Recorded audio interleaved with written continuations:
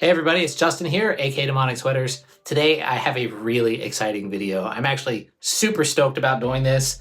I'm really excited to show you guys how awesome this is. Right here I've got my Avatar PD708. I don't want to pick it up too far because everything's hooked up already. I put triggers on all of my acoustic drums and I'm running all of them into the PD708 and I'm triggering electronic sounds plus using the acoustic sounds with the full kit mic'd up, triggers on everything.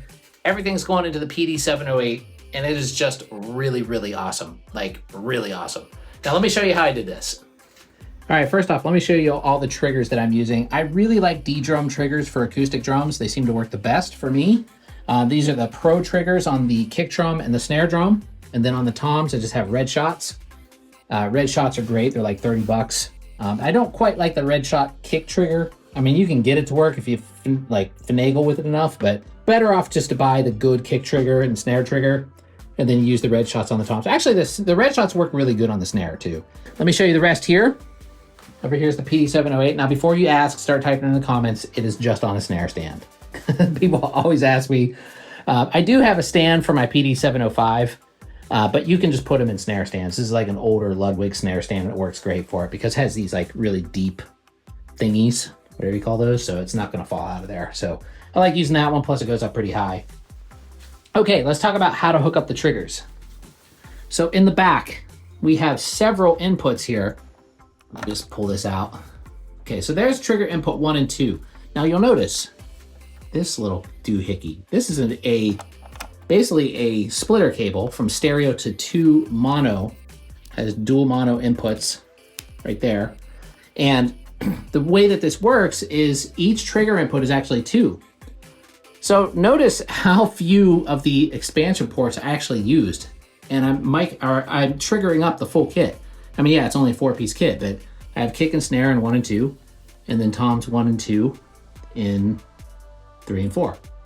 I know those numbers sounded confusing, but it's not that confusing if you think about it. Over here, we have 5 and 6 and 7 and 8, but I'm not even using those. But if I had more drums, I could. And these are the foot switch inputs. So I'm not using those either. Line output right here. This is going over to my audio interface, which is over here, right there. It's a Tascam US 1608. This thing is phenomenal because it has a lot of inputs in it, and they're fairly inexpensive. I mean, fairly. And then running everything into that, and that is going here to my iPad. An iPad, believe it or not. It's recording right into GarageBand. And I'm going to show you guys how this came out. It came out insanely good for what I'm using here. I'm actually quite in shock. Like GarageBand, even though it's very simple, you can do quite a bit with it. Here's all the drum inputs. I mic'd every single drum. I didn't even talk about that. So let me talk about that. All right, so for the kick drum, can't really see it over there. Let me see if I can get it. There is a Shure Beta 52A in the front. There's no hole in the kick. This is a tiny, thin bass drum. I never put holes in my little bass drums. They just sound better without a hole. Snare drums, SM57. And then toms are these weird CAD mics that are made for snares, but they work great on toms. They're just called D19s. They're very cheap. And then overheads, I have the Behringer C2 overheads. I've been using those for years, and I don't see any reason to buy any other overheads because they sound really good to me. And again, they're very cheap. But my cymbals always sound amazing to me. I don't understand why anybody would spend a bunch of money on overheads. But anyway, getting off course here. So everything's mic'd up, going into the interface. The interface, including the PD708, which is going into those 9, I believe that's lines 9 and 10, has 2 1/4-inch inputs right there on the front, which is handy. And the rest are XLR. And so everything's going in there, and everything's coming into GarageBand on separate channels.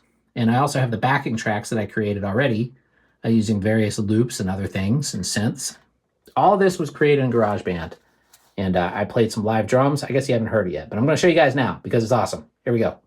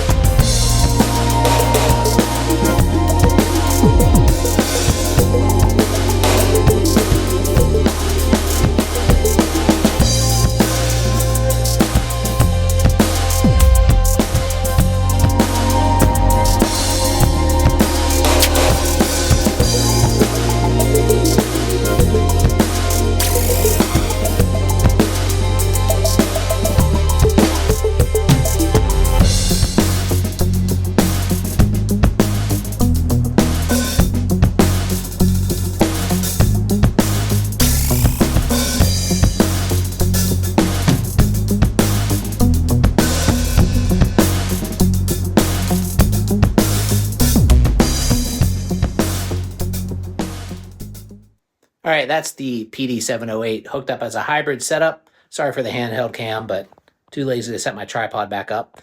Anyway, I think it is really awesome. It's a lot of fun to play this way.